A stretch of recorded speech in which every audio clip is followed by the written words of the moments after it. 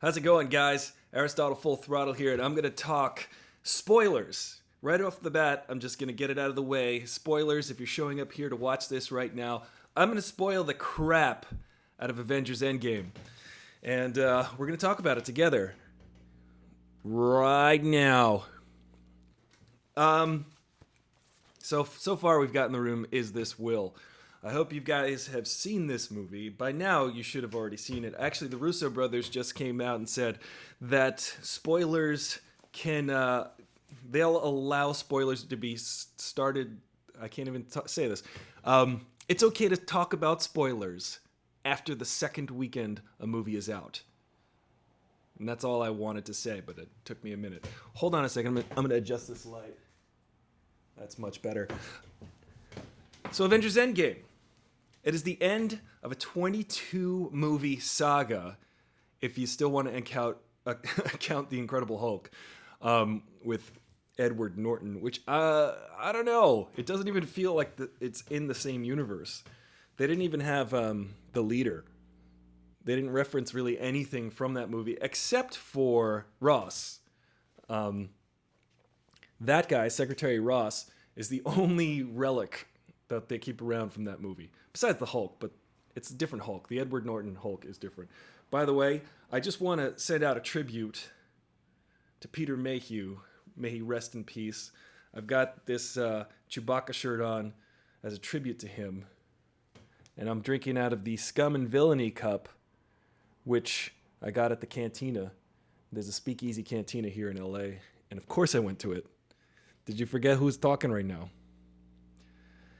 So what's up, DC Big Oso Ya? DC Big Bear. That's Spanish. Let's see. Loved Endgame. Scott Bain says loves Endgame. Guess what? I freaking love that movie. I think it was one of the greatest movie-going experiences since I saw the first Avengers. Avengers #1. Avengers be avenging with each other. Because the first time I went to go see Avengers, the first one, the original Avengers Assemble, if you're in Europe. That's what it was called. And I'm going to get to that. I'm going to get to the Avengers Assemble bit in a second, because that was freaking amazing. Correctamundo, see. When I went to see Joss Whedon's Avengers in 2012, before it came out, I couldn't really tell from the trailer. I couldn't tell from any of the promotions if it was going to be good. I was really confused. I was like, so they're going to take Captain America, Thor, Iron Man, and the Hulk, who isn't even Edward Norton anymore, and somehow they're going to put them all in a movie, and they're not going to take away from each other. They're not going to take focus away from each of these characters. How the heck are these each leading characters going to be in a movie with each other? I was very skeptical, to say the least. And when I went to see the Avengers, I was like giggling like a small school child on the day where they passed out cupcakes, because I had so much fun watching that movie, Avengers. I couldn't, it blew my mind that they could take all these characters and put them in one movie and have them play off each other in such a way. They sort of dial back each character so that the focus can be, I guess, in that movie more on getting Loki and also assembling the team. And since then, I've just been on board. I'd say the second Avengers, Avengers Age of Ultron, felt to me like a little bit of a step backwards, because it really felt when I was watching that movie that it was just an advertisement of all the other movies in the universe. It was like, coming soon, you're going to see Thor in Ragnarok, and also coming soon, Hulk gets his own planet, which I didn't think was, the Avengers, is this, Will, you're saying the Avengers was perfect Whedon. It really was. It was such in Whedon's wheelhouse to take an ensemble like that and make it work. But again, he directed Avengers Age of Ultron, which wasn't so good, but there are great moments in that. The scene where all the Avengers are sitting around after the party and they're trying to lift Thor's hammer, and the birth of Vision, I think, are two great moments in that film. And I I do actually like the part where Hawkeye's talking to Scarlet Witch and he says, we're on a floating city. I'm shooting a bow and arrow. None of this makes sense. And I thought that was great. Because I love the self-referential absurdism of these movies, because you just got to go with it. And there's certain things in Endgame that you just got to go with and love, like Professor Hulk. I thought that was a great move. So starting with Avengers Infinity War, which is kind of the first half of this epic, but a totally different movie than Avengers Endgame. It does feel like a different animal. Avengers Infinity War is really Thanos' story. Thanos succeeds. It's his arc. He completes his mission in that movie. Spoilers, if you haven't seen Infinity War. I don't even know what you're doing here talking about Endgame. If you haven't seen Infinity War, you're just trying to get ahead of yourself here. But the fact that they were even able to take even more characters, I guess it was like 24 characters or something, and put them in Avengers Infinity War was mind-blowing in and of itself. The fact that they killed off half of everybody, bummer, but I was excited. As soon as I saw Avengers Infinity War, I was very satisfied with the movie. But as soon as it cut to credits, I was like, I cannot wait to see how the Avengers be avenging next time because of half the universe getting destroyed. Come now to Avengers Endgame, which I was treated to a very cool surprise. I got 10 p.m. Thursday night tickets the day before it came out at Hollywood Cinerama Dome. There were very few tickets left when I went online. The tickets evaporated like half the universe when I was looking for tickets on that one. And I got lucky, got a couple tickets. And when I was sitting there at ArcLight, there's a tradition. There's a usher comes out and they actually introduce the movie. And not only did this dude come out with an infinity gauntlet with all the stones in it glowing to introduce the movie, he also introduced the Russo brothers, Alan Silvestri, the composer, Kevin Feige, and the writers just all came out before the movie to the crowd screaming and roaring just to thank us for showing up. Because they were like, hey, we've done like 22 movies. Thank you guys so much for watching them and filling our pockets with cash money, billions of dollars. But they earned it because these movies are fun as heck. And they're like a roller coaster ride for $15 that goes on for 3 hours. DC, big Oso, yeah. Endgame, that third act was the best third act in movie history. We'll get to that because literally people were jumping out of their seats when I was in the theater watching that movie. Starts out, Avengers Endgame. Where are we at? So you got Tony Stark. He's in deep space. What else? How else did it start? It was Carol Danvers. You got the Avengers hanging out going, these are the people that missed. Thanos accomplished his mission. They're all bummed out. And then they go, well, what do we do about that?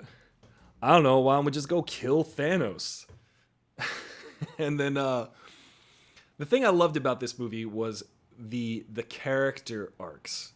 The character arcs were so far beyond where we started because Thor feels the guilt of not going for the head with Thanos. So once they found out that Thanos destroyed all of the Infinity Stones with the Infinity Stones, he chopped his damn head off. And it was satisfying, but it was also very all for naught at that moment. It was very much in vain that Thor was chopping his head off in the middle of a sentence, which I thought was great. Hawkeye's family gets dusted. Right before you get the intro to the movie, for the intro to the Marvel screen, you've got Hawkeye in the field with his family getting dusted, which was immediately I felt like this is going to be a different type of movie than Infinity War. It felt like a smaller movie. It just felt like a family-oriented movie. Hawkeye's teaching his kid to be the next Hawkeye and to be the best bow and arrows person ever. And his family disappears, and we're all watching it happen. He doesn't know what the heck's going on, but we do.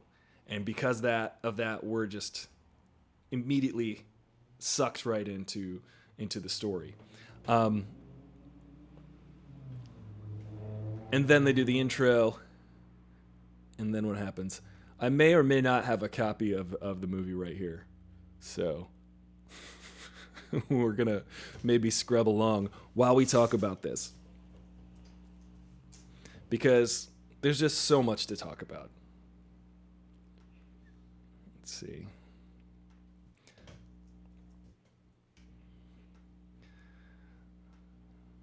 All right. So you've got his family getting dusted. Then they cut to Tony Stark in space with Nebula fixing up the ship. It's adrift. They run out of food. They run out of gas. He's leaving kind of his final messages on what's left of his Iron Man nanotech suit. His bleeding armor, bleeding edge armor. Then there's a really cool scene where he's playing table football with Nebula because they're bonding. And I think that is a very deliberate move that they're playing football in particular, because fast forward to that third act when they're running the gauntlet, literally, they're passing the damn gauntlet like a football. And the movie's so good that it bookends and foreshadows that scene in such a funny, subtle way. I'm pretty sure that's why they did that little football scene. Part of why. Yeah, so then they get rescued by Captain Marvel, because Captain Marvel, she's out there exploring the universe, and she's kind of keeping tabs on everything, flying around, seeing what's going on. I'm sure that because she was contacted by Nick Fury with the beeper, that she needs to be out there looking. It takes her a few weeks, but she finds it. She finds Tony Stark, and he's real skinny and gaunt, and he's pissed off, and he's really angry because he is run by guilt. Tony Stark is a very guilty dude. He wanted to protect the planet. And he wanted to protect the planet with Ultron. After the invasion of New York, he's like, there's things out there that we don't understand. We have to protect the Earth. And he's like, see, I told you so. So if you go back to Captain America Civil War, when they're having this argument whether or not they should be monitored by governments, protect the world, just think about Tony's guilt. He lost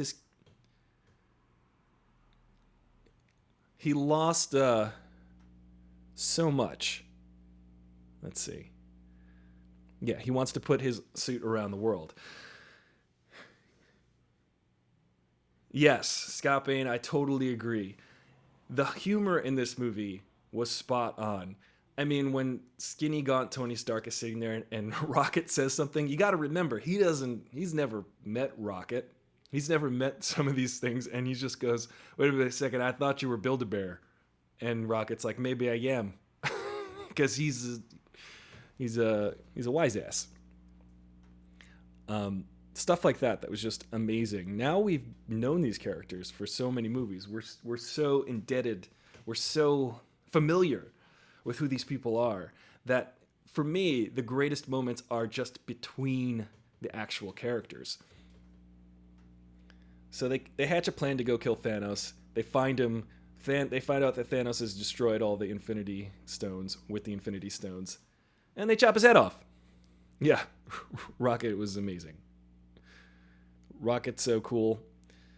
It's so funny how there's even a moment where Scarlett Johansson, but Black Widow says, I get emails from a raccoon. Nothing is strange to me anymore. Which is true. They are living in this ridiculous world. If you were to tell me 10 years ago, 11 years ago when this universe started, that there's going to be raccoons, aliens, all of these things talking to each other, and it would make sense and it would be awesome at the same time, I would have thought you were nuts. I would have thought it would have been hokey and silly. But the movie has genuine heart. It's genuinely pretty damn great. So if you remember in Avengers Infinity War, Doctor Strange was all like, this is 1 million. This is 1 in 14,600,000 possibilities. And I think that rat that pushes the button that releases Scott Lang from the quantum realm, that is the one in 14 million chance. So Scott comes out of the quantum realm, realizes it's 5 years later, and the whole world is totally different. Finds out that he's been missing, finds his daughter is fully grown, and realizes, hey, I was in the quantum realm for like 5 hours, but 5 years have gone by. Maybe this whole time thing is completely relative and we can figure it out. I love when they go to see Tony Stark. He's got his family. He's happy. He's like, I'm good, man. We don't need to go back in time and fix it. I've got my family. I'm good. It's not even possible. And what did you guys think of Professor Hulk? What were your thoughts on Ant-Man got out of the quantum realm? My thoughts on Ant-Man coming out of the quantum realm are as follows. He was stuck there. So we're just following, I think we are following the one reality in the 14 million. The MCU is the one reality out of the 14 million. So that rat in 14 million other realities doesn't hit that button. And I think it's all based around him. Yes, Mr. Violator, I definitely would want to go see it again in the theater, because the experience I had in the movie was so great. People were cheering, hooting and hollering throughout the whole thing. The humor landed. The character moments were incredible. And I mean, I pretty much lost it at a couple parts, which I will get to. So they hatched this plan to go back and get the Infinity Stones before Thanos can get them. And they realized there are 3 Infinity Stones in New York. So we actually go back to the original Avengers, which I think is so brilliant about this movie, because it is the 22nd movie in this universe. So what they did to wrap it up in the Endgame, the filmmakers decided, hey, let's revisit all of these great moments throughout all of these movies, which was such a great way to feel like it's bringing closure to everything.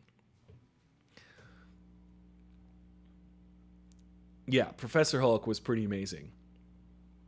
That they finally merged. Hulk, I just love that he's a little bit Hulk, he's a little bit Banner, so he's just eating all this food. One of my favorite lines in the whole movie is like, yeah, I know, I'm wearing shirts now. It's crazy. And the kids come over to take a picture with Hulk, because that's all he ever wanted, was to be loved on Earth, because he never was. He was never appreciated. He was feared. That's why he on what's the name of that planet? Trikar. He ruled. Everybody loved him. The Hulk wanted to stay on that planet and be admired. So now that he's back on Earth, he is at peace. He is one with the Hulk and admired. And he doesn't wear shoes, apparently. So they go throughout time. They're going through all these moments. It was great that they visited the Ancient One at the Sorcerer Supreme Taco Supreme home in Manhattan. And you've got Tilda Swinton, who's amazing, punching Banner's soul out of the Hulk, which was amazing. I thought that was great. It was a nice little... He's like, I need to take that time stone from you. And she's like, you don't want to do that. He's like, yeah, I do. And she punches his soul right out of his body. But I thought that was an interesting exchange, because she realizes, because she kind of sees all... She realizes that once she hears that Doctor Strange willingly gave up the time stone, she goes, oh, well, if he did that, then I should probably give this to you, because she says in that scene, why did he do that? And Bruce Banner says, I don't know, maybe he made a mistake. And she said, or maybe I did. Meaning in that moment, in that universe, in every other universe, I refused to give you the time stone. So because Doctor Strange gave it up, I should give it to you now, which I thought was such clever writing. It's such a clever scene. I love, love, love when they visit Thor and he's this depressed, overweight dude. He's got so much guilt because he knows that he was the one who could have killed Thanos if he had gone for the head, and he could have stopped all of this from happening. And then Hulk is like this kind of clean living giant dude, but it's cool that they have that bond. Hulk's kind of like a gym bro now, so Thor and Hulk get along. He doesn't really like Banner. Banner's too puny. But Thor admires strength, so of course when the Hulk comes in, he's super happy to see him, and he's hanging out with Korg and Meek on the couch playing some video games. But the moment that I think is so great in that scene is when Hulk says, "Hey, I think we can undo this. I think we could reverse what happened with." He's like, "What do you mean, with the cable?" And he's like, "No, with Thanos." And then these movies wouldn't work if you didn't have such good actors really believing this world and really living in this world, because in that moment, Chris Hemsworth just breaks down, and you could just see he's like, "Ugh, don't say that name in my house." And he can't even like muster the strength to finish the sentence. It's like he's so guilt-ridden from that. And there's another moment when we first see Professor Hulk too, where Hulk says, "I blame I blame myself," or Black Widow says, "No one's blaming you, Bruce," and he says, "I am. I'm blaming myself." So everybody's so guilt-ridden about this, and they want to get it off their back. They want to fix all of this stuff that's gone wrong, because it's almost like they know that they're living in this crazy reality.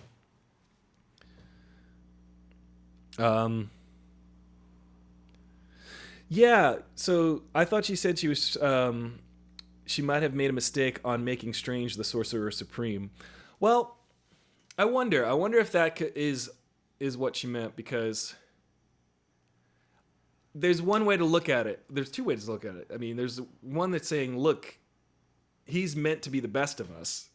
Well, yeah, I see that. I see that she could be saying that he's meant to be the best of us, and maybe I shouldn't, but maybe he isn't. But I don't know. I feel like watching it a few times that she gives up this stone because, instead of giving it to Strange, she gives it to him to guard. Let's see. So then we find Barton. He's now Ronin. He's killing people because his whole family's been dusted. What did you guys think about the Barton Black Widow trying to get the Soul Stone scene? Because I thought that was pretty great, because I genuinely didn't know who was going to go, because it seemed like Barton had nothing left to live for.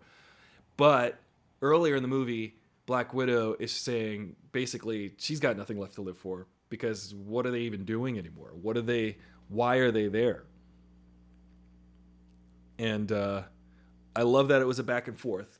It was one was going to sacrifice himself, and then she stopped him, and then he stopped her, and then she stopped him, and then he tried to stop her, but it didn't work. And he got the Soul Stone because of that. So it was such a cool little time heist. I like that they really feature all the different character aspects of each one of these people. Like, Ant-Man is a heist guy. He steals stuff, so he figured out the time heist. Also, later on in the movie, in the third act, he hotwires the van because he's a criminal. And he's like, this is one of my skills. Not only can I be giant and punch one of Thanos' giant snake aliens, but I can hotwire a car, which comes in handy when you're in an epic battle to save the universe. Yeah, see, I thought Barton was gonna. I didn't know. I liked the moment where Barton and Romanoff are looking at each other, and they're going, I guess this is it. And we both know, but I'm starting to think we're thinking of other people. Wait a minute, because I'm gonna go. No, I'm gonna go. And they were trying to sort of push each other out of the way. Yeah. It was really upsetting to see her go, because we know once you go for the Soul Stone, you're gone. You can't really be brought back. Gamora is not coming back, but that's why, fast forward, they brought back another Gamora from another time. So she's got to reintroduce herself to Peter Quill by kneeing him in the balls. Some choice moments in the movie. When they go back to New York in 2012 to recover the Tesseract, and Captain America is in the elevator with all of the Hydra dudes, bringing us right back to Captain America, the Winter Soldier, where he beats the crap out of everybody. One of the most iconic scenes in all of the movies, where he's like, before we get started, does anybody want to get out? Because I'm going to kick all your asses right now. Just get ready for it. Just so you know, I know what's happening here, and I'm going to end it. So we're brought back to that same type of moment with the same characters in the elevator. And because he's got the knowledge that they're all Hydra agents, I was like, he's going to say it. He's going to do it. And of course he just goes, "Hail Hydra," and just peacefully walks away with Loki's staff. So they've got the Tesseract and his staff in that one scene. But then, of course, they botch the Tesseract, recovering the Tesseract, and great way to keep Loki alive, because he is the god of mischief, grabs the Tesseract and vanishes. So it's perfect, because now, even though he's died like 3 times, he's back again. He can come back, and that was a great way, and a convincing way, because we love Loki, we love Tom Hiddleston as Loki, so we might as well keep him around. And we still appreciate his sacrifice at the beginning of Avengers Infinity War. And then you've got that whole storyline with Nebula, which I thought was great. I love that Nebula is the two nebulas are on the same Bluetooth Wi-Fi.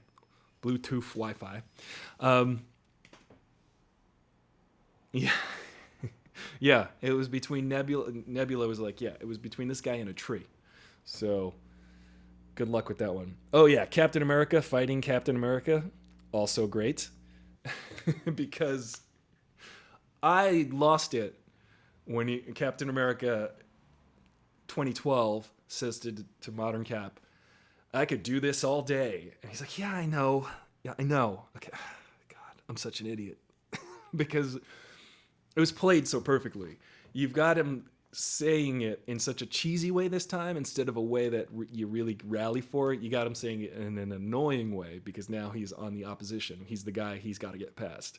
And again, Cap being smart and realizing that if he tells him about Bucky, he's like, "Listen, in the Winter Soldier, we find out everybody's Hydra and Bucky's alive.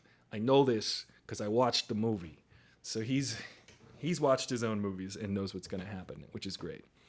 And he gets out of both of those situations because of that. I'm wondering which shield he recovered, though, because the two shields smashed into each other and separated.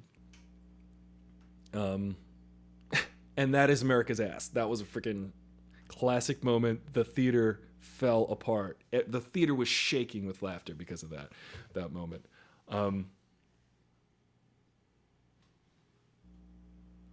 Uh-oh. You basically missed everything, Will. We're at the midpoint where Thor's seeing his mother alive again. Great moment, because Thor is losing it and needs a reason to live. He's lost Mjolnir. I like that he recovers Mjolnir and leaves that universe. But when he says to his mom, she's like, "Are you from the future?" And he's like, "I'm not from the future." And she's like, "Listen, I was raised by witches. I could tell." He's like, "I'm totally from the future." He can't keep it together, Thor. He's lost it. Let himself go. He's got no real reason. And if you think about this character in particular, his whole character motivation is becoming who he is, becoming what he thinks he's supposed to be, which is a hero and the leader of the Asgardians. He is like, these are my titles, so I need to be these things. And his mother reminds him in that moment, look, you gotta be great at who you are. And if you're not really the great king that you think you're supposed to be who you are. Yeah, and Hemsworth, I agree, is a comic genius. I think because of Thor Ragnarok, I think the filmmakers realized, oh, we've got Chris Hemsworth here. He's hilarious, and he's a good superhero. So why don't we combine the two of those aspects of his character, which I thought was fantastic. Then you've got War Machine Nebula going back to the beginning of Guardians of the Galaxy to try to recover which gem is that? We've got reality, power stone. The reality stone was being recovered in Asgard. That was shout it out if you know it. But now Thanos is onto them because basically the two nebulae are on the same Wi-Fi network, and they're crossing the streams there, which I thought was a great little way to let Thanos in on the plan, which they do allude to that she can project what she's seeing. They already do that in Infinity War, which was a great setup. Power and soul, yeah.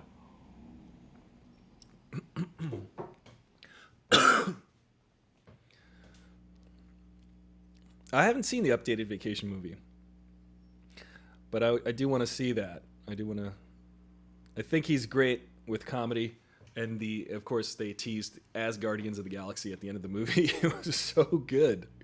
Him and Peter Quill with that power struggle, man, so funny, because Thor is just like, yeah, you're the captain, yeah, and he's just messing with him.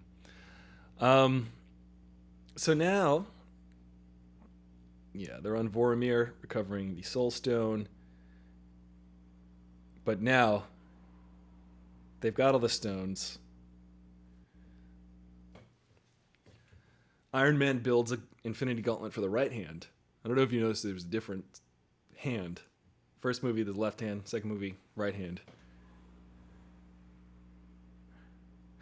Soul power, like Tom Morello, is this will. You know, it's funny that you mentioned Tom Morello, because he is the first person to get killed by Iron Man. I don't know if you noticed this, but I was in the theater watching Iron Man in 2008 or 2009, whenever it came out.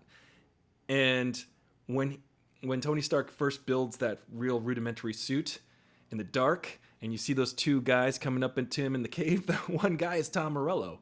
And I was like, is that Tom Morello? Yeah. So Iron Man kills Tom Morello. If you don't know who Tom Morello is, he's the guitar player for Rage Against the Machine. Yeah, so now I think it's pretty amazing that even Thor offers to use the Infinity Gauntlet to snap everybody back into existence, which, by the way, is an interesting thing to do, just to bring everybody back 5 years later, because a lot of people have probably moved on with their lives, but Tony's like, but I've got a kid and a family, and I just selfishly want to keep that. Yeah, who knew? So now Hulk puts on first Thor is like, since I'm the strongest Avenger, I should use the Infinity Gauntlet and snap everybody back. But then Hulk realizes, no, it's got to be him, because most of the radiation is gamma. If you noticed, Hulk burnt his arm up. He got his arm all burnt up. So that is a pretty powerful moment, just like Thanos had a damaged arm. And meanwhile, while he is doing that, snapping everybody back into existence, now we've created these two timelines because the old nebula poses as the new nebula, gets the Pym particles, boom, jumps Thanos' ship from the past into the present through the gateway. So now Thanos' army is present. So as soon as they snap everybody back into reality, into existence, it was freaking amazing, because, well, now they just blow up the entire Avengers headquarters, which there was one moment in there where I was like, they'd all be dead, because what's protecting Barton? We see Ant-Man explode. I give them a little leeway on this, because right before this scene, they were locking down, preparing for something to go wrong when the Hulk was going to snap the Infinity Gauntlet and snap everybody back. Tony Stark says, hey, Friday, can you initiate barn door protocol? So everything is sort of contained. So I'll give the writers that. I'll say, look, they prepared us for that. But visually, you see everybody explode, and it's kind of ridiculous. So it gets pretty harrowing. Now they've got to get out of this. And then this is where business starts to happen. Now, this is what we've all been waiting for. This whole movie has been building up. The whole 22 movies has been building up to Thanos encountering the Avengers again. So this is Thanos from 5 years ago. But this is a cool part about this because Thanos from 5 years ago realizes from watching the tape, from rewatching the videotape from Nebula's head, he says, look, I succeeded in this. So that's good. But now they're trying to undo what I did in the future, which I didn't do yet. So now I'm going to redo if they undo it, or I'm going to stop them from undoing what I did in the future, which I didn't do yet. If you know what I mean. It's weird, but it works. So the Thanos is from the past is reveling in triumph because it was like, oh, I did it, but I didn't do it. So you've collected these stones for me. This is great. So whatever you do, I'm just going to recover the gauntlet, and I'm going to try to kick your asses. But this moment where he is trying to... So Barton is running the gauntlet, literally. Civil War had... if you think about it, this is the first... This fight is the proper Avengers versus Thanos fight. Civil War had not divided camps. That is true. Because now... Because at the end of the Civil War, the Avengers broke up like the Beatles. And you've got Cap hiding out with his group. So he's got Black Widow, Falcon, and the Winter Soldier with him all the time. So they're this private spy group trying to right all the wrongs of the galaxy or of Earth in secret. So yeah, this is the first time that all of the Avengers get back together and they kind of settle their differences. There's a beautiful scene where Tony gives Cap a new shield that he rebuilt, he said. Because at the end of Civil War, he's like, that shield doesn't belong to you. My father made that shield. And Cap's like, all right, there you go. There's your shield. Take it back. I don't care. I'm here for my buddy Bucky. I know he didn't do... I know he's just brainwashed and didn't mean to do all those killings of your parents. Yeah, dude, run the gauntlet. I'm going to do a video on that because they literally run the gauntlet like football, like at the beginning of the movie with the paper football team, paper football game with Nebula. So I just thought that was a really nice moment because Tony Stark says, look, I don't want to hang on to this anymore. I don't want to hang on to this animosity we have when he shows up. And, of course, they were trying to test out the time machine stuff, which was great because he's like, let me guess, you turned him into a baby. Scott Lang turned into a baby. Am I right? It was a silly scene, but it was still funny. I liked that Banner... It's not his expertise, so he just goes, hey, I don't know how this works. It's time travel. Anything could happen. Oh, we're good. Everything's fine. Such great moments of comedy. So we've got Thanos. He shows up with his army. He blows up the Avengers headquarters. Now the Avengers are incomplete. You know, it's like you got Captain America, Thor, and Tony Stark going, oh, there's Thanos again, and now we got to go destroy him again. And they realize it's a trap, but they do it anyway. Great moment. Thor powers up, grabs Stormbreaker, grabs Mjolnir, braids his beard somehow in the middle of that, but gets ready to lay down the law. He's like a lumberjack now, that he's kind of a heftier dude. Still strong though. Wonder if he can fly as well. So now they're all fighting Thanos, and Thanos is like, "Look, you guys are annoying me. We're fully on. We're ready to go. We're ready to see Thanos die." And he's even getting more angry. And it's interesting because this is a different type of movie than Infinity War, because Infinity War was Thanos' movie, and now Thanos is just more of the villain. We have the backstory of him, so we have this animosity toward him. But that moment, and I think you know what I'm talking about, I lost it. The moment when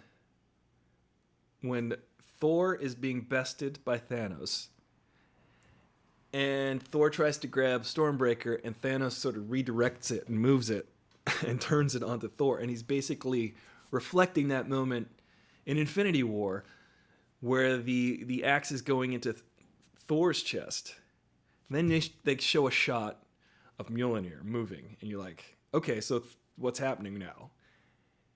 When Cap summons Mjolnir, however you say that, I lost my shit. I lost it. I literally was like, what? My brain exploded. Because if you go back to Avengers Age of Ultron, there was the moment when Mjolnir, the hammer, I'm going to say the hammer is on the table, and they're all trying to lift up the hammer, and Cap actually moves it about an inch. It's like, So we've been teased that Cap might be worthy to pick up the hammer, because in that movie, they show that scene to prompt you for that moment when Vision says, look, I don't know how to get you to trust me, but all I can say is we have to go. And he hands the hammer over to Thor. You're going, oh, clearly Vision is worthy. Clearly Vision, being sort of the child of Banner, Ultron, Stark, and Thor, and the Mind Stone, he is this worthy being. But now that Cap can wield the hammer, I lost it. My brain was like, yes, what a payoff. What a payoff. Yes, of course. And they cut to Thor saying, I knew it. I knew it. Because in the moment when Cap tried to lift the hammer in Age of Ultron, Thor was like, no, nothing happened. I didn't see it move. I didn't see that. Yeah, that was a solid, amazing reaction. I was like, yeah, this is awesome. This is like, this movie has just blown my mind, because now Cap is spinning the hammer, throwing it.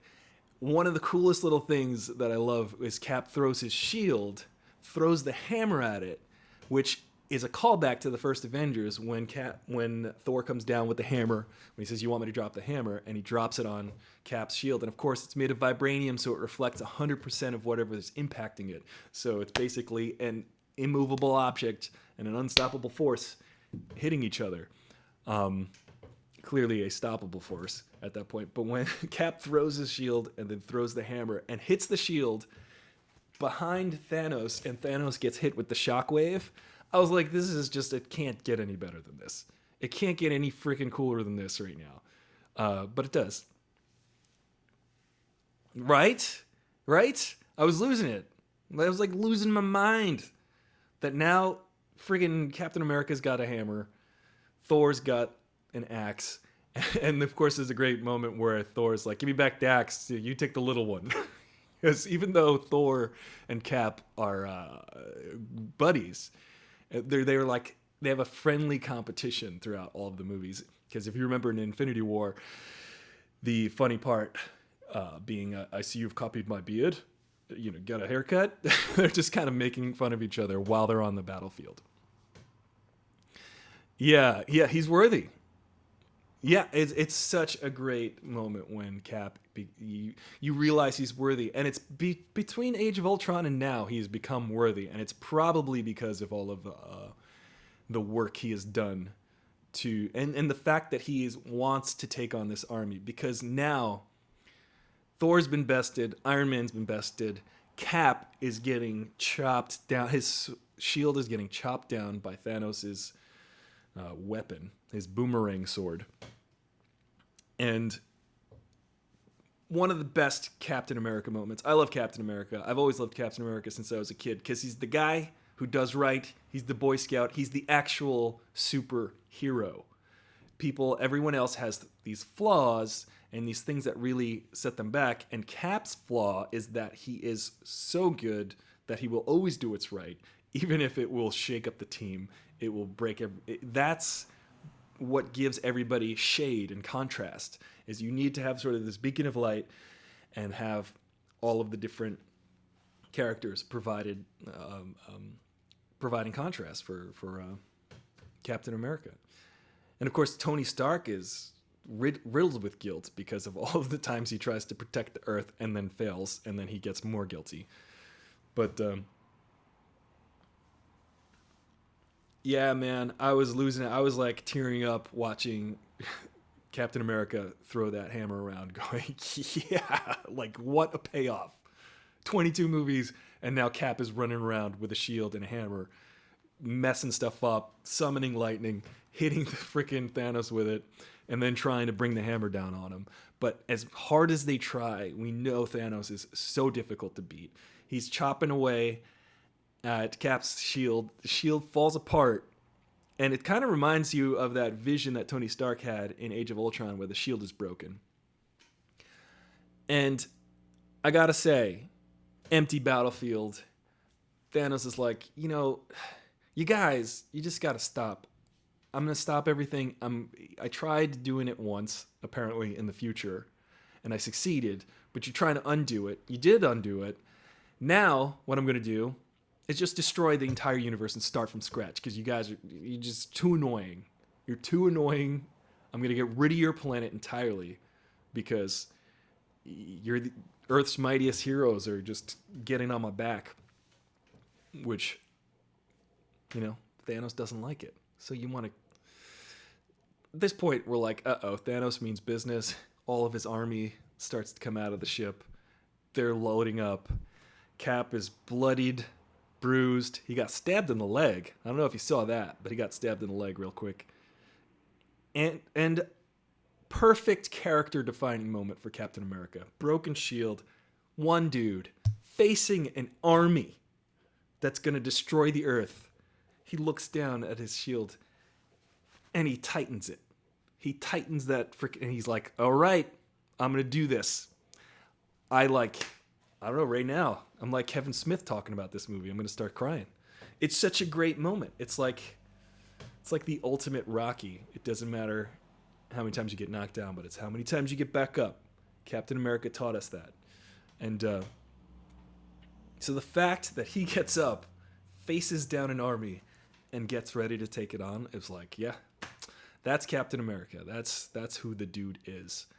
And then we're treated to the fact that, oh yeah, everybody's been snapped back into existence. And they cover this with a line of dialogue. So you hear Sam come in on Cap's invisible earpiece that they sort of forget that how are these guys... This is one of the things that I've noticed throughout all of these Avengers movies. They just sort of talk to each other, even though they're like a mile away from each other. People just say, hey, and they're on top of a building and they're going, oh yeah. But then they started to do this, so they were like, oh, well, this will let us know that there's an inner ear thing going on. But I don't know how Thor talks to Rocket while he's standing in space. When he says more power and Rocket is helping Thor start up the star. But little things. It's a comic book movie. Yeah, you got the touch. That would have been great. You got the touch for Captain America, tightening that strap. But then Cap was like fully like, I'm going to do this. So we remember, oh yeah, hey Cap, it's Sam, can you hear me? On your left. Remember, Winter Soldier, on your left, Cap is lapping Sam. That's how they first met. That's the little inside joke. That brings us back. Then you've got a portal opening, a little Doctor Strange portal opening. And when Black Panther walks through that portal, I lost it again. Like every moment of this battle scene, I was losing it because I was like, this is everything built up to this actual moment and it's paying off. Because the dude in front of me stood up and was like, screaming Wakanda forever. And we were all like, yeah, what that guy's saying. Because I like Black Panther. And Okoye and Shuri were by his side. And yeah, so great. So great. He's just walking out like, all right, hey Cap, I'm your buddy. We were sort of hiding you out in Wakanda while you were hiding from the rest of the world. Just want you to know that not only am I here, but then all of these other portals start to open up. And then you've got all of the people from all the sorcerers, and you've got everybody from Titan. So Doctor Strange, Peter Quill, Drax, Mantis, and then Spider-Man all show up. So this has all been orchestrated by Doctor Strange because Spider-Man says, hey, Doctor Strange showed up. He said, hey, it's been 5 years. We got to get everybody together. So Strange knew this was going to happen all along. And then contacted Wong. Wong got people together. So all these portals are starting to open up, and you've got the Valkyrie, you've got every possible army. You've got Asgardians. I don't know if you noticed, there's another touch that I thought was great. Ravagers were there. I was watching someone's recap on all the different Easter eggs. People didn't notice the actual Ravagers show up too. So the Ravagers at the funeral and in space at the end of Guardians of the Galaxy Volume 2, those guys show up too to fight. And they're all standing behind Cap. You got Thor and Iron Man. They show back. They get back up. Ant-Man breaks out of the rubble of Avengers headquarters, holding Hulk, Rocket, and War Machine. So we're ready to go. And this was like, I screamed out when Cap says Avengers, and I'm like, he's gonna say it. He's gonna say it. Because he never said it before. He started to say it at the end of Age of Ultron. He said Avengers, and it cut to black. He's never said Avengers assemble. And he does it there. And it frickin' pays off. It was amazing. Well, he says Avengers captures the hammer again. And he's like, okay, now look at this. We've got a formidable army now. Yeah, imagine if Stallone and the original Guardians were there. They would have, and the giant Ving Rhames. that would have been cool. But that battle sequence, so good. So many things. Again, running the gauntlet. Running a gauntlet is kind of a medieval thing where you ran down and people would beat the crap out of you. And a gauntlet is also the name of the thing that holds the Infinity Stones. So it's almost as if they thought of running the gauntlet since the inception of this whole battle sequence. Now they're fighting such great attack patterns, so really great stunts. Trying to get this damn gauntlet away from Thanos. And then Scarlet Witch shows up and is like, look, I'm going to tear you apart because you tore my life apart. He's like, I don't even know you. Because this is old Thanos. He's never met Scarlet Witch. He doesn't even know how they were created yet. How Scarlet Witch was created. So he's like, look, I don't even know you. You're just kind of in my way right now. I'm going to just get out of my way. But she's super powerful, starts ripping his armor off, ripping him apart. And then he tells one of the children of Thanos, the wizard dude, to rain fire, even though his people are... Thanos is just a crazy strategist and tactician. So he just says, look, I need to do what I need to do. Just destroy everything. Don't worry about our troops. And it's at that moment where Captain Marvel decides to take her sweet time and do a little Deus Ex Machina and show up and destroy Thanos' ship. I thought that was a pretty sweet sequence. Because now she's like, look, give me the gauntlet. I'm going to go run it back in time and take care of this and return the stones. And then you've got the touch moment where Captain Marvel's like, hey, Peter Parker, give me the glove. I'm gonna take care of this. And Peter Parker's like, I don't know how you're going to do this. Apparently he missed the fact that she just destroyed an entire ship single-handedly. She's the most powerful. They could have used her like 5 minutes before that.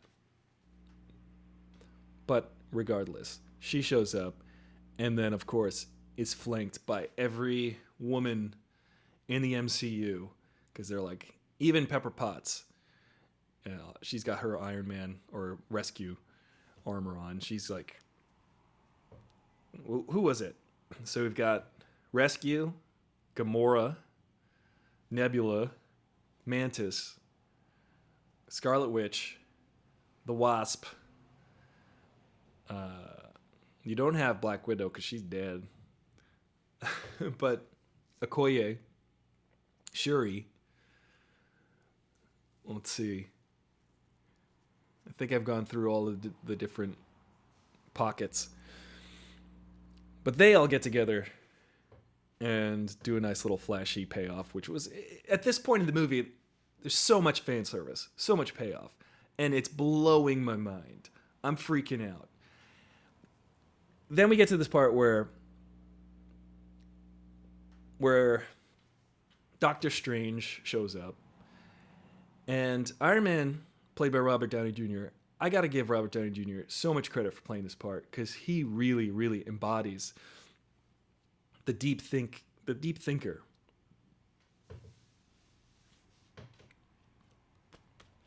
Burping. He really embodies the deep thoughts that Tony Stark that he has. Because there's that one moment where Tony Stark looks at Doc and says, "Hey Doc, you said this was 1 in 14 million. Is this it?" And Doctor Strange says, "If I tell you, it won't happen." And you see Iron Man, Tony Stark, put together, "Oh, I know what I have to do. I know exactly what I have to do," because I think right before that, Captain Marvel is trying to keep Thanos from closing his hand, because now Thanos has got the gauntlet. He's got to snap his fingers and then destroy the entire universe this time. So Captain Marvel is trying to keep him from closing his hand, and she's basically bending his fingers back. And Valkyrie, yeah. And he's like trying to do this snap. And amazing moment. Thanos tries to headbutt Captain Marvel and nothing happens. She's just like, "No, it's not going to happen, bro." Thanos realizes this person is way too powerful. There's no way I'm going to beat this person. Grabs the Power Stone and punches her. Which I think gives Tony Stark that idea. Because you see him thinking about it. Because Tony Stark already had the opportunity to try to get the damn gauntlet off of him. Spider-Man and Tony Stark were trying to pull the gauntlet off of him in Infinity War. And in this time, he faces Thanos. And they've got the glove on, and he just says he's about to snap. And he just goes in for the stones. And I've watched this many, many, many times. You can actually see him sort of thinking about exactly what he has to do. And he goes ahead and does that. And when Thanos snaps and nothing happens, the whole theater just started laughing. Because it was so gratifying to see this dude. You know that he's done at that point. Nothing happens. And then he says, "I am inevitable," snaps his fingers. Nothing happens. Looks for the stones. They're not there anymore. And then you cut to Tony Stark, nanotech suit. He builds a new gauntlet for himself on the spot, because he can do that kind of thing. There's the moment you see in Tony Stark's eyes. You see in Robert Downey Jr. playing this part so well. He says, "And I am Iron Man," which is the last thing he says in the first movie. I am Iron Man. And it's his struggle to become that hero, to become one with that and his destiny. And you see in that moment him realizing what he has to do, taking it all in, knowing it's his final moment. But he's doing the exact opposite of what Thanos is doing. Thanos is sacrificing the universe for the sake of his own self, for his own ego. And it's that moment where the biggest ego in all of the movies, Tony Stark, sacrifices his ego and himself for the rest of the universe. And it was like perfect poetic justice, perfect, gratifying ending. We knew that he had to do that, and it was a noble death. A nice callback to Rocket looking at the gauntlet in the garden. Yeah. That was cool. But it was such a perfect moment, and we knew what the consequences were at that point. The Hulk could barely take it. Thanos could barely take it. So Tony Stark, being human, kind of just physically vulnerable, not like the Hulk, who isn't as physically vulnerable. He's essentially indestructible. But Tony Stark takes that moment. And what I love about that scene is that Thanos looks around and watches his army get dusted. And he's watching it all happen. And he knows he's going to be the last to go. And I think that it was great that he was the last to go. That Tony Stark basically made him watch the whole thing go just dissipate. Unless Thanos is just strong and just tried to stick around but couldn't, like Spider-Man. But that was great. And then Tony Stark's light goes out, but you see Cap and Thor watching, saying, you know, he did that and he saved the universe, and it was a noble ending to his arc. So now you've got Tony's funeral. Everybody of, I guess, significance in the last 22 movies is there. Great little scene with Jon Favreau calling back to the first Iron Man about the cheeseburgers, because when Tony Stark got out of that cave, he just wanted a cheeseburger. So his daughter Morgan says, I want cheeseburgers. And Happy says, you know what? Your dad liked cheeseburgers. I'm going to get you all the cheeseburgers you want. And that's, everybody, I think, in the theater lost it in that moment. What a great moment to sort of bring it all around. You got Tony Stark giving this little speech before he died. And who knows, he might show up in other movies just with pre-recorded messages like this. But the I Love You 3000, so good. So good. What was your favorite part, guys? I mean, there's too many to count. Guardians of the Galaxy, Thor joins them, so I guess he's going to be in the next Guardians movie. Because Thor, it's hard to do a one-off with Thor. The first two Thor movies are okay. A lot of people don't like the second Thor, but the third Thor movie is one of the best MCU movies, in my opinion. So much fun. So I think they're going to keep it going with that type of zany comedy in the Guardians movie, with the next Guardians, with Thor being in there. So Cap goes back to return all the Infinity Stones, but doesn't return. And we're like, wait a minute, why hasn't he returned? We look off into the distance, there's an old man sitting on the bench, and we're like, oh, that's Cap. He lived out his life. He went back and lived out his life with Peggy, decided that he wanted to have a normal life. And he went ahead and did that. And it was so satisfying to know that he did that. And Chris Evans, to his credit, what a great performance, sitting there really feeling like a guy who has gained wisdom, because he's always had heart and drive and leadership. But in that moment, you see him kind of looking over the lake, but with wisdom. He's gained this wisdom of life. And he says, hey, Sam, you know, I got this. I'm going to pass on the Captain America mantle to you. Which was cool. A lot of people think, I don't talk to a few people and I'm like, I was talking to a few people and they were saying how they felt it was a little unearned that Sam becomes Cap, but I don't think so at all. Sam has only ever been a solid, loyal dude. And if you look at Captain America, loyalty is his main drive. Loyalty to country, loyalty to Peggy, loyalty to the team, loyalty to his friend Bucky. And he sees Sam as a loyal dude. And let's face it, he can't really just pass on the mantle of Captain America to Bucky, who was like a double agent Hydra spy, murderous dude for part of his life, even though he was brainwashed. I still think that would be less earned than Sam Falcon.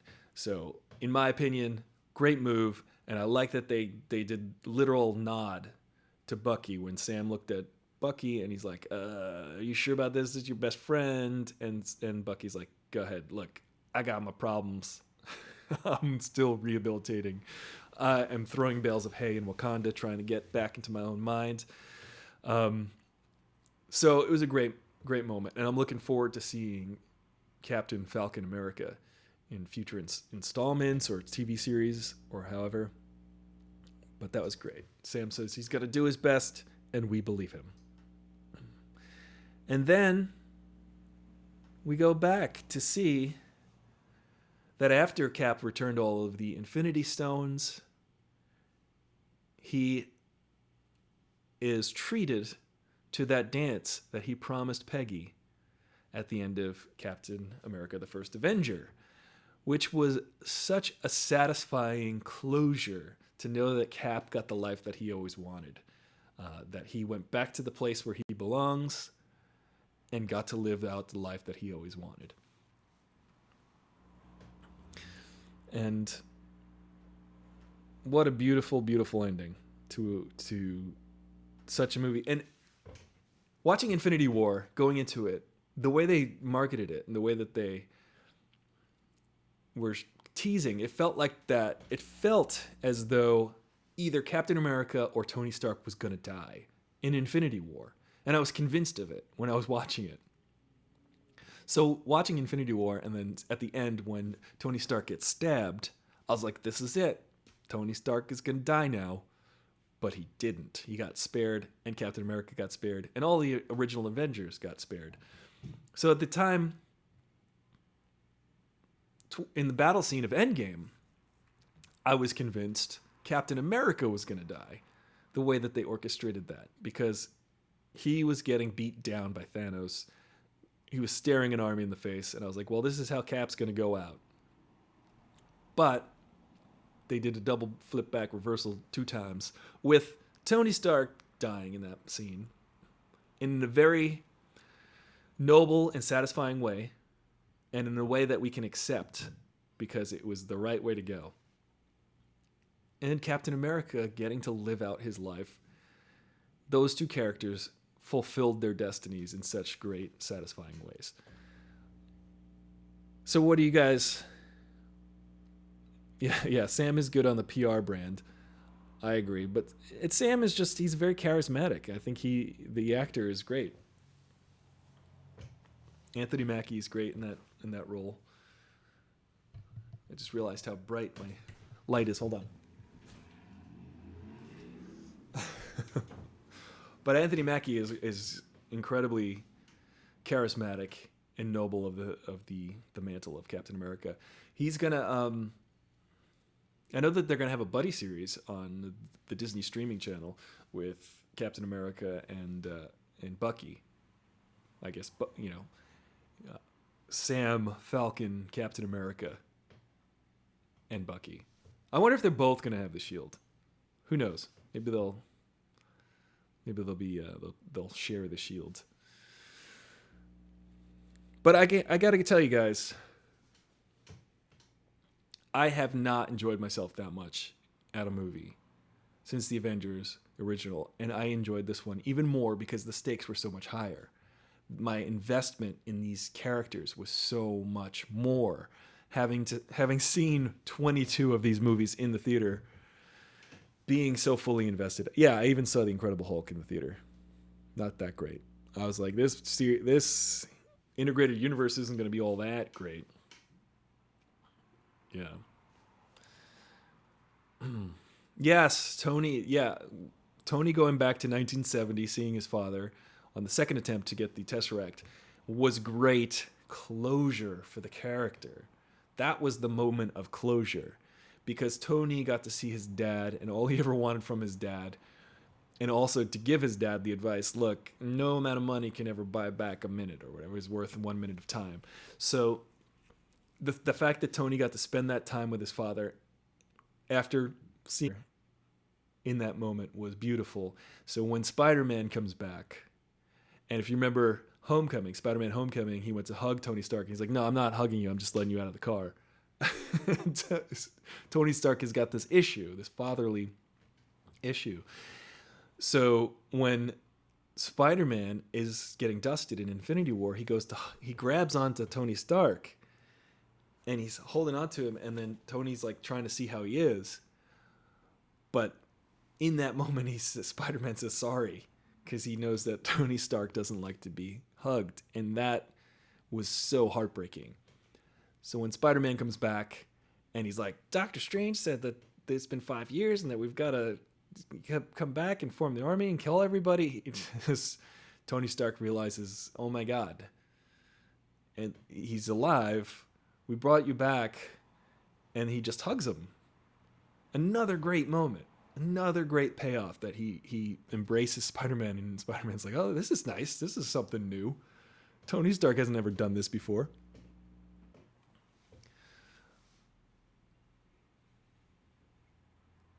Yeah. Yeah. So, what a great movie. I think that this movie is the most exciting and the biggest fan service in every possible way. The movies really did build up to a satisfying endgame. All 22 movies. Really, I will argue that this is the best and most satisfying ending to any kind of movie series. I haven't seen the Harry Potter ones, but I hear it's also good. I'm working on that. But I mean, Return of the Jedi is pretty great.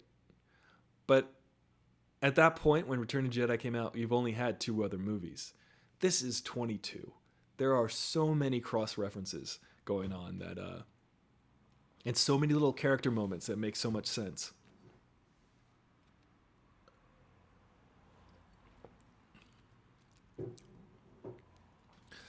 Tony's condition with Cap was the last 5 years be retained because he got lucky compared to others. Yeah, Tony was wanting to keep the life that he kept, but maybe not. Maybe not the best for everyone else on the planet. What is your ideal, Will?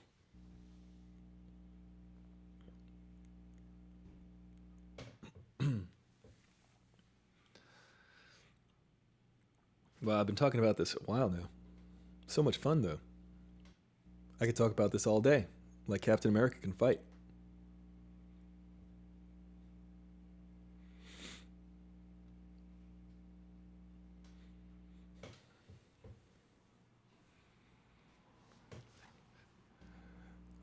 Um, so I'm wrapping up. I think it was a fantastic, worthy film. I'm probably going to go see it again in the theater this weekend.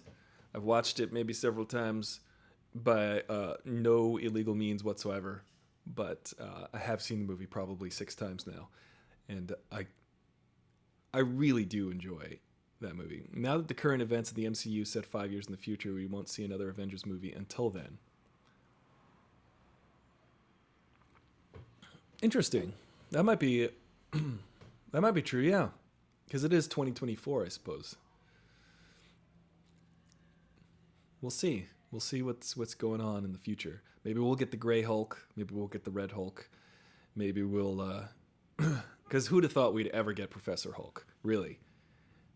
But each movie the characters evolve. Every single movie, the characters learn something new, change something fundamental. Even in the Iron Man movies, we went from having to stay alive with the thing in his heart to having it totally removed, and him and Tony Stark becoming Iron Man by the end of the third Iron Man movie. And now Thor is kind of this basket case, Big Lebowski version of Thor. So, and he's hilarious. So we'll see when the next team up is. But if you guys are just hanging out here, thank you for joining me. I've had so much fun talking about this. We can always talk about this. Remember to chat with me on Twitter at Aristotle Dreyer. You can find me on Instagram at Aristotle Full Throttle. We can talk about this as much as you like. I enjoy it. I think it's a fun Aristotle the pirate. Yep. I'm not a pirate. I'm pirate. I can fly. I watch the stuff, through different means. Come on. I did go to pay to see it in the movies, and I'm going to go pay to see it again. They ain't missing any money. They made like $2 billion. And they've made like 30 of them, if you count the 2 tickets I bought. 30 of those billions dollars are from me. What a great fun time. Thank you for joining me. Let me know what you guys think in the comments. We'll talk about this until the cows come home, because it was the greatest experience I've had in years. So much fun. I jumped out of the seat. I was laughing. I was crying. The payoff, Scott Lang got his taco exploded by the jet engines of the ship of the Alyssa Milano. And then Hulk gives him 2 more tacos. He says, here's some tacos. I'm a nice guy now. I'm not going to smash. I'm going to give you 2 tacos. You lost 1 taco, here's 2 tacos. And then War Machine shows up and says, what's up, regular size man? Instead of Ant-Man, because of reasons. Loved it. Thank you guys so much for joining me. I will see you next time. I'm Aristotle, Full Throttle. Your bro in the know with the fro. And I'll see you later.